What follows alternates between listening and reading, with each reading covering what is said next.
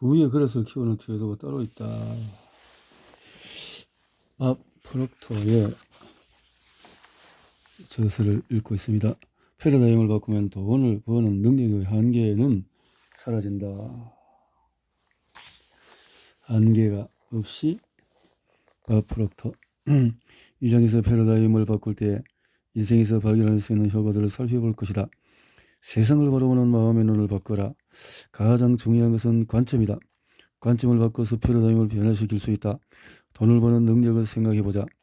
지금은 나는 처음 생각하라 그리고 부자가 되라를 집어들었을 때에 그 연봉에 보다 더 큰 돈을 1시간 안에 벌 수 있다. 사실 나는 당시에도 그럴 수 있었고 그럴 재능이 있었지만은 그 사실을 알지 못했다. 인생에 대한 나의 관점은 내가 계속 그 자리에 머물도록 붙들었다. 나는 그게 정성이라고 생각했다. 전혀 정성이 아니었지만 나는 현실을 받아들였다. 내가 정말로 바꿀 수 있다고 생각하지 않았기 때문이다. 나는 내 신념 체계를 바꿨지만 관점의 변화는 믿음의 변화보다 앞선다. 돈을 감고 관점을 바꿔보자. 관점은 만물을 보는 방식을 바꿀 수 있게 해주는 정신적인 능력이다. 우리가 이미 가졌지만 인식하지 못했던 능력과 잠재력을 깨달을 수 있게 해준다. 관점은 정신적인 도구다. 관점과 마음의 관계는 청력과 마음, 시력과 마음 간의 관계와 같다. 우리는 신체적인 감각 덕분에 물리적인 세계와 소통할 수 있다. 또한 우리는 관점과 같은 지적 능력 덕분에 보이지 않는 세계와 소통할 수 있다. 단 한 번도 보지 못하고 알지 못했던 그런 세계 말이다. 우리는 창조적인 능력 덕분에 우리가 원하는 세상을 만들어갈 수 있다. 따라서 우리가 해야 할 첫 번째 일은 그 세상을 마음속으로 보는 것이다. 사물을 보는 방식을 전환하라. 우리 자신과 우리가 할 수 있는 일에 대한 관점을 바꿀 때 세상은 우리를 위해서 다르게 돌아가기 시작한다. 세상을 어떻게 쓸지 아는 것이 중요하다. 패러다임 전환의 결과로 바뀌는 또 다른 인생 영역은 바로 시간의 활용이다. 모든 사람은 정확히 똑같은 양의 시간을 살아간다. 누군가에게는 하루가 더 길고 누군가에게는 더 짧은 것이 아니다. 따라서 시간을 어떻게 사용하는지가 차이를 만들어낸다. 이제 나는 이 분야를 공부하기 전까지 1년 동안 해내던 양보다 더 많은 일을 하루에 달성한다. 한 영업사원이 하루에 전화 한 통을 더 한다고 가정해보자. 그날 해야 할 통화를 끝냈을 때 전화를 한 통 더 해야겠어라고 말하고 그 행동을 일주일에 5번 하는 것이다. 그가 그다지 유능하지 않고 제품을 설명할 기회가 5번 있으며 그 중에 한 번 정도 계약을 체결한다고 하자. 여기서 그가 전화 한 통을 더 하면은 1년 동안에 50건의 매출을 올리게 된다. 매출 한 건당 $100를 번다고 하면은 1년에 $5,000를 더 벌게 된다. 얼라이팅게일은 내가 아는 그 누구보다 단기간에 더 많은 일을 해낸 사람이다. 어디서든 그토록 서두르는 사람을 본 적이 없다. 나는 그와 함께 일하며 5년 동안 지켜봤는데 내가 아는 그 누구보다도 단기간에 더 많은 일을 이뤄냈다. 하루는 시카고에서 나이팅게일과 함께 강연 행사에 가게 되었다. 지금껏 그와 따로 만날 기회가 없었기 때문에 나는 덥석 그 기회를 잡았다. 행사에 앞서서 아침 식사를 하면서 그에게 물었다. 나이팅게일 씨씨, 어떻게 해야 시간을 관리하는 법을 터득할 수 있죠? 그러자 그가 나를 똑바로 보며 말했다. 도대체 무슨 소리를 한 겁니까? 저는 시간 관리인 달인이 아니에요. 그 누구도 그럴 수 없어요. 시간은 관리할 수 있는 게 아니거든요. 저는 단지 활동을 관리하는 겁니다. 그는 주머니에서 카드 하나를 꺼내더니 말했다. 저는 밤에 다음날 해야 할 일을 적어 놓아요. 그리고 다음날 아침에 깨서 그 일을 하죠. 모두 결정되어 있으니까요. 나는 위기의식이라는 주제로 세미나를 열기도 했다. 차분하고 자신 있는 태도로 짧은 기간 안에 많은 일을 해치우는 사람은 위기의식을 갖고 있다. 어떤 사람에게 위기의식은 없다고 할 일만 많다면 그는 아마도 만나는 모든 사람에게 혼란과 공황을 안겨줄 것이다. 위기의식은 차분하고 자신 있는 태도로 짧은 시간 안에 많은 일을 해낼 수 있게 해준다. 우리가 하는 일 상당수가 실은 전혀 할 필요가 없는 일들이다. 때문에 여기서 많은 시간을 아낄 수 있다. 반드시 마쳐야 한다고 생각하는 일 중에서 일부는 그냥 무시하는 것으로 마무리 지을 수 있다. 끝까지 필요가 전혀 없는 일들인 것이다. 또한 우리는 일을 맡겨야 한다. 한 번은 내 아내가 책상 위에 할 일이 잔뜩 쌓인 채 어쩔 줄 몰라 했다. 아내는 내게 도움을 청했다. 나 좀 도와줄래? 좋아. 하지만 내가 하라는 대로 해야 해. 그럴게. 아내가 말했다. 아내는 책상 위에 온갖 일을 켜켜이 쌓아두고 있었다. 나는 한 번에 하나씩 집어 물었다. 이건 뭐지? 꼭 해야 하는 일이야?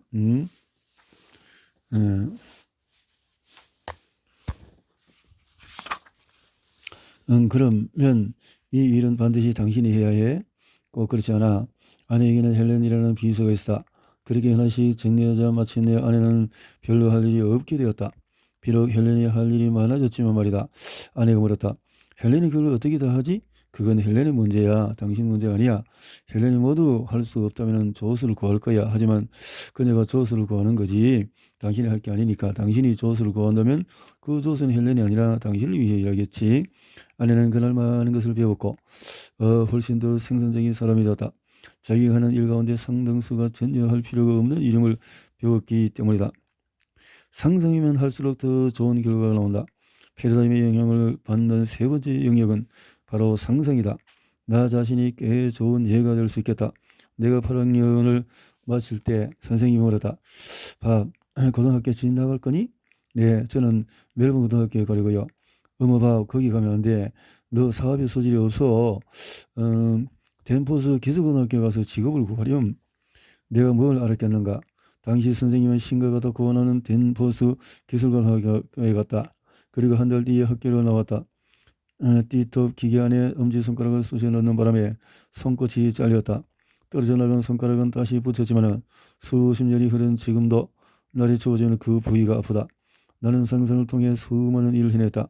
온갖 훌륭한 프로그램을 만들었고 책도 몇 권 썼다. 나는 우은희형 인간이고 우은희형 인간은 매우 창조적이다. 선생님은 그 사실을 몰랐다. 나를 키우려고 애를 쓰는 사람들도 마찬가지다. 어떤 사람들은 다른 사람들보다도 더 능숙하게 상상을 활용하지만 창조적인 능력을 봤을 때 남들보다 더 뛰어나거나 모자란 사람이 없다. 우리는 모두 창조적이다. 상상을 좀 더 잘 활용하는 사람이 있을 뿐이다. 우리는 모두 신의 표현이다. 관점과 의지, 직관, 판단, 상상, 기억 등 우리의 지적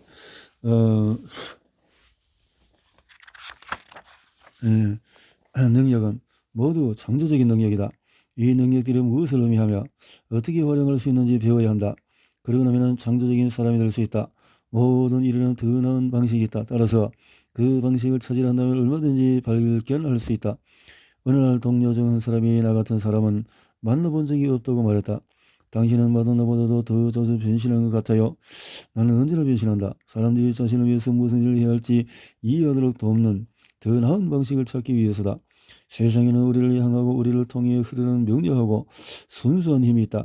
그런데 그 힘이 우리의 몸을 관통해서 떠날 때 사진을 찍을 수 있다. 1934년 러시아의 사진작가 세먼 키르리안이 이 기술을 완성했다. 그 힘은 우리 의식 안으로 흘러 들어올 때 형태가 없으며 우리가 그 힘의 형태를 만들어준다. 이 지점에서 상상이 시작이 된다. 그 무엇도 창조되거나 파괴되지 않으며 따라서 우리는 한 가지 형태의 에너지를 가져와 또 다른 형태의 에너지로 옮긴다. 우리가 그 지점에 도달해서 에너지를 옮기지 않으면 절대로 벌어지지 않을 일이다.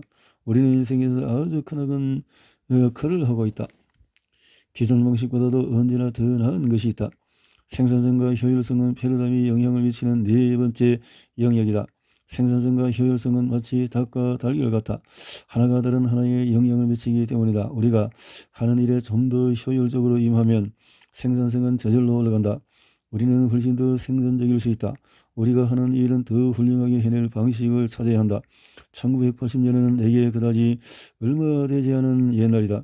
당시는 팩스가 막 도입되던 시기였다. 이제는 너무나 캐캐묵어 보이지만 말이다. 지금은 핸드폰으로 사진을 찍어 전송 버튼만 누르면 곧바로 받을 수 있는 세상이다. 이는 모두 생산성의 결과다. 우리의 창조적인 능력을 좀 더 효율적인 방식으로 활용하는 것이다. 중요한 건 우리가 하는 일을 기존의 방식보다 더 훌륭히 해내는 법을 알아내는 것이다. 더 빠르게, 더 적은 비용과 더 적은 노력으로 만일 여전히 고군분투하고 있다면 잘못된 방식으로 일하고 있는 것이다. 법칙과 조화를 이루며 일한다면 막힘없이 자연스럽게 일이 흘러가야 한다. 우리에게는 창조적인 에너지가 우리가 원하는 상태나 형태로 흘러가게 하는 지적 능력이 있다. 우리는 우리 안에 굉장한 힘을 가지고 있지만 그 힘은 사실 그다지 친숙하게 느껴지지 않는다. 어떤 사람들은 전혀 인식하지 못하기도 한다.